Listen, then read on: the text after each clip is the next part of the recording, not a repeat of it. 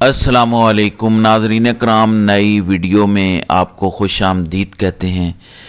پچھلے 2 سالوں میں جو کچھ پاکستان کے عدالتی نظام میں ہوا وہ پاکستان کی عدالتی تاریخ میں پہلے کبھی نہیں ہوا۔ جس طرح پاکستان کے عدالتی نظام کو تباہ کیا گیا یہ کبھی کسی نے سوچا نہیں تھا۔ اب پچھلے چند گھنٹوں میں پاکستان کی عدالتی تاریخ میں ایک اور واقعہ ہوا جو اپنی نوعیت کا ایک منفرد واقعہ تھا۔ کل اسلام آباد ہائی کورٹ میں 3 ججز کو امپورٹ کیا گیا اور جس طرح آئین و قانون کی دھجیاں اڑائی گئیں یہ بھی ایک انوکھا واقعہ تھا۔ کل اسلام آباد ہائی کورٹ میں 3 ججز کو امپورٹ کیا گیا اور آج ان تینوں ججز کو بڑا جھٹکا لگا ہے۔ اسلام آباد ہائی کورٹ کے 5 ججز کی جانب سے پہلا تگڑا جواب آیا ہے۔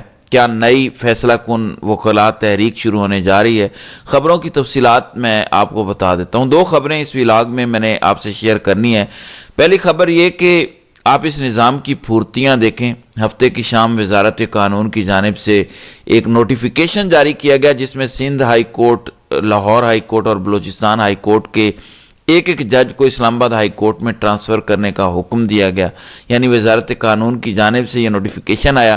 سب جانتے ہیں کہ اسلام آباد ہائی کورٹ میں یہ امپورٹ کیے گئے ججز نظام کے پسندیدہ ججز ہیں۔ ان کو صرف اس وجہ سے اسلام آباد ہائی کورٹ لایا جا رہا ہے کیونکہ پی ٹی آئی، خاص طور پر خان کے جتنے بھی کیسز اور اپیلیں ہیں وہ اسلام آباد ہائی کورٹ میں چل رہی ہیں۔ سپریم کورٹ کو کنٹرول کرنے کے بعد اسلام آباد ہائی کورٹ کو فتح کرنا اس نظام کا اصل مقصد تھا۔ ہفتے کی شام وزارت قانون یہ نوٹس جاری کرتا ہے اور دیکھیں کہ کس طرح پاکستان کے عدالتی نظام کی دھجیاں اڑائی جا رہی ہیں۔ تاریخ میں یہ پہلی دفعہ ہوا کہ ہفتے کی شام کو وزارت قانون کا ایک نوٹیفیکیشن جاری ہوا، چند گھنٹوں میں ہی ان کے بینچز تک فائنل کر دیے جاتے ہیں، یعنی ابھی وہ تمام تر ججز اپنے اپنے صوبوں میں موجود ہیں۔ یعنی justice Sarfraz Dogar Lahore high court میں تھے، justice Asif Reki Balochistan high court میں موجود تھے، justice Khadim Hussain Soomro Sindh high court میں تھے۔ ان تینوں ججز نے ابھی اسلام آباد ہائی کورٹ کو جوائن ہی نہیں کیا کہ ان تمام تینوں ججز کے روسٹر تک جاری ہو گئے۔ عامر فاروق چیک کیجئے کہ کس طرح شاہ سے زیادہ شاہ کے وفادار ہیں۔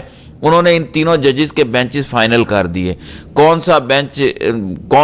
بینچ نمبر 2 میں بیٹھے گا، کون 3 میں بیٹھے گا، کس جج کے سامنے کون سا کیس لگایا جائے گا۔ یہ بھی پاکستان کی عدالتی تاریخ میں پہلی دفعہ ہوا۔ کبھی ان تینوں ججز میں سے کسی ایک جج نے نئی ہائی کورٹ میں نئی ذمہ داریاں سنبھالنے کا حلف بھی نہیں اٹھایا۔ یعنی اگر کوئی جج کسی دوسرے صوبے سے کسی دوسری ہائی کورٹ میں ٹرانسفر ہوتا ہے تو وہ پہلے وہاں جا کر اپنی نئی ذمہ داریوں کا حلف لیتا ہے۔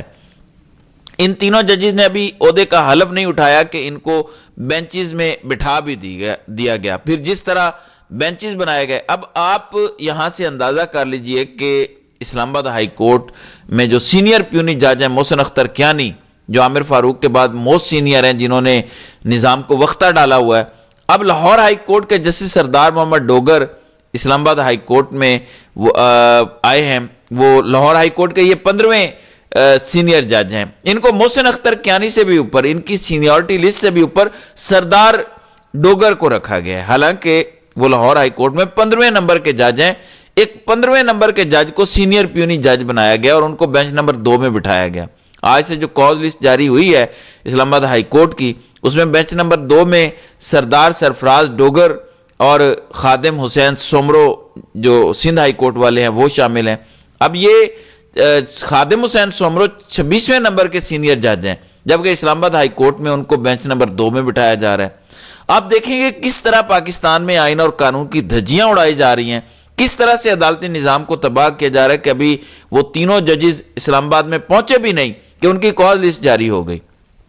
یہ تمام تر پلاننگ پہلے سے ہو چکی تھی۔ محمد آصف ریکی رات کو بلوچستان پہنچے، خادم حسین سومرو سندھ سے پہنچے، سردار سرفراز ڈوگر لاہور سے پہنچے اور آج سے باقاعدہ وہ اپنی کاز لسٹ کے مطابق اپنے بینچز کی سماعت شروع کرنے جا رہے ہیں۔ یعنی ایک طرح سے اسلام آباد ہائی کورٹ کو جس طرح یہ نظام کنٹرول کرنا چاہتا تھا، چھٹی کے دن یعنی ہفتے کو نوٹیفیکیشن آیا، اتوار والے دن کاز لسٹ جاری ہوئی، پیر والے دن وہ اپنے بینچز کی سماعت بھی کرنا شروع ہو گئے۔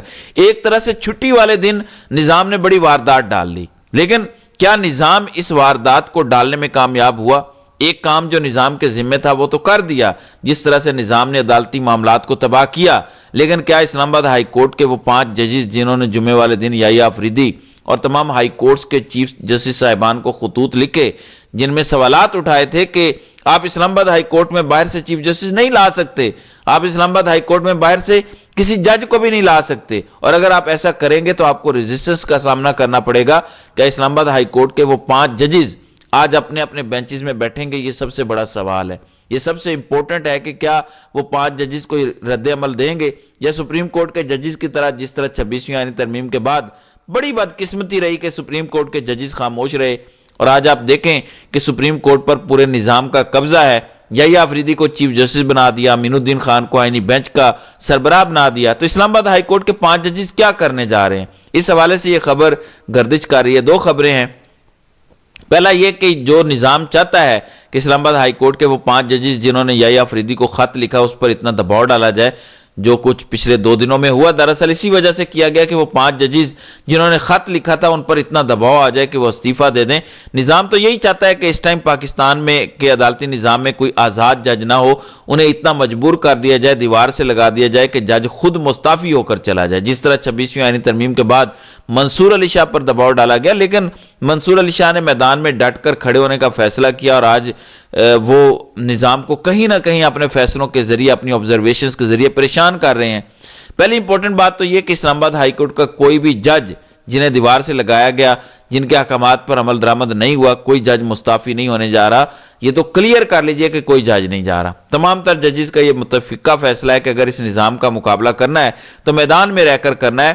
جسٹس اعجاز الاحسن جو سپریم کورٹ میں اس ٹائم کے سینئر پیونی جج تھے جب قاضی صاحب چیف جسٹس تھے، تو وہ ریزائن کر کے چلے گئے، ان کا خلا آج تک پر نہیں ہو سکا۔ اگر وہ میدان میں کھڑے رہتے تو آج منصور علی شاہ کے ساتھ اعجاز الاحسن بھی ہوتے، یعنی 2 اور 2 11 ہوتے، اور ایک تگڑی مضبوط آواز ہوتی سپریم کورٹ میں، لیکن انہوں نے استعفیٰ دے کر دراصل بزدلی کا مظاہرہ کیا، اس لیے اسلام آباد ہائی کورٹ کا کوئی جج مستعفی نہیں ہو رہا۔ دوسری خبر یہ ہے کہ شہر اقتدار کے رپورٹرز اس خبر کی تصدیق کر رہے ہیں کہ عین ممکن ہے اسلام آباد ہائی کورٹ کے ان 5 میں سے 3 ججز جنہوں نے خطوط لکھے، جس میں جسٹس بابر ستار، طارق محمود جہانگیری اور اعجاز اسحاق خان ہیں، یہ تینوں ججز اپنے بینچ میں نہ بیٹھیں، یعنی ان کی جو کاز لسٹ جاری کی گئی ہے یہ احتجاجاً اس پورا ہفتہ کسی کیس کی سماعت نہ کریں، کسی بینچ کا حصہ نہ بنیں۔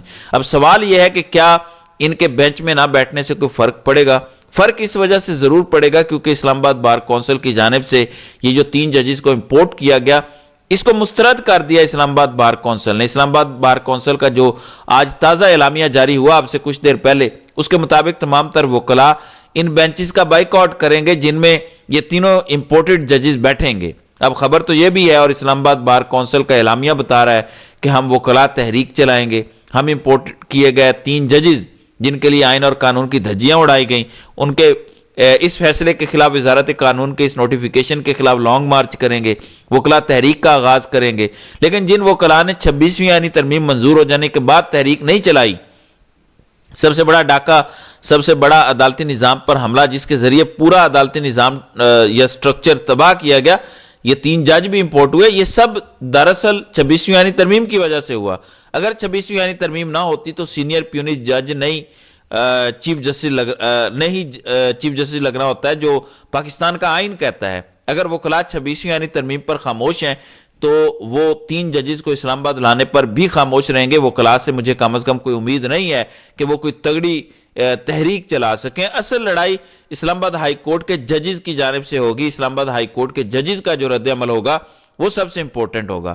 عین ممکن ہے کہ یہ 5 ججز، اب کئی لوگ کہتے ہیں کہ جسٹس میاں گل حسن اورنگزیب، ویسے تو مجھے یقین ہے کہ وہ ایک آزاد جج ہیں، انڈیپینڈنٹ ہیں، اپنے حلف پر چلنے والے جج ہیں، لیکن کئی لوگ کہتے ہیں کہ یہ جو کچھ بھی اسلام آباد ہائی کورٹ کے اندر ہوا، جس طرح سے اسلام آباد ہائی کورٹ میں 3 ججز کو تعینات کیا گیا، اس میں میاں گل حسن اورنگزیب کی رضامندی شامل تھی۔ کئی لوگ کہتے ہیں کہ شاید ان کو چیف جسٹس بنانے کی آفر کی گئی یا لالچ دی گئی۔ کئی لوگ یہ بھی کہتے ہیں کہ اسلام آباد ہائی کورٹ میں جو اب آئینی بینچ بننا ہے اس کی سربراہی شاید میاں گل حسن اورنگزیب کو مل جائے۔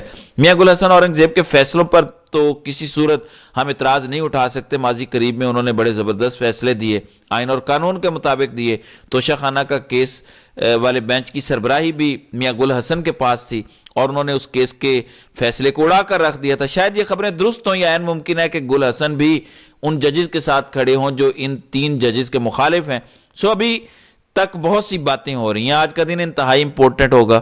آج اسلام آباد ہائی کورٹ سے بہت بڑی خبریں سننے کو مل سکتی ہیں۔ اب یہ جو تینوں ججز مختلف صوبوں سے اسلام آباد ہائی کورٹ میں آئے ہیں، ان کا حلف ابھی تک تو نہیں ہوا، البتہ بینچز ان کے فائنل ہو چکے، کال لسٹ جاری ہو گئی۔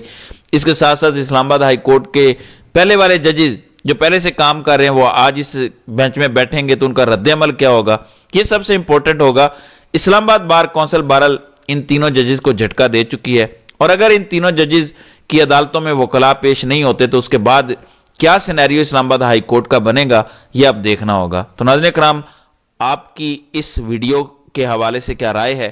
اب اپنی رائے کا اظہار کامنٹ سیکشن میں ضرور کیجیے گا۔